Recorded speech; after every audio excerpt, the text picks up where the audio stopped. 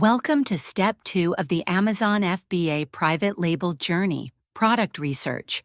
This is the stage where real Amazon businesses are built or destroyed. Because no matter how good your branding, supplier, or marketing is, if you choose the wrong product, the business becomes very difficult to scale. In this step, we'll learn how to identify winning products with strong demand, low competition, healthy profit margins, and long-term potential. You'll discover how experienced Amazon sellers search for product opportunities, analyze market trends, study competitors, and avoid risky niches that beginners usually fall into. We'll also cover the tools, strategies, and mindset used to find products that people are already buying every single day on Amazon.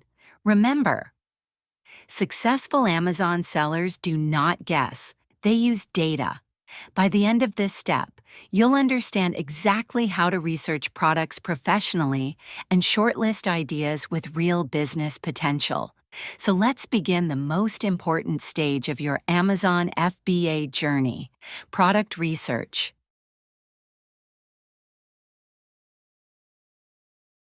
Want to start your Amazon FBA private label business? Join our live online training and learn step-by-step from product research to launch.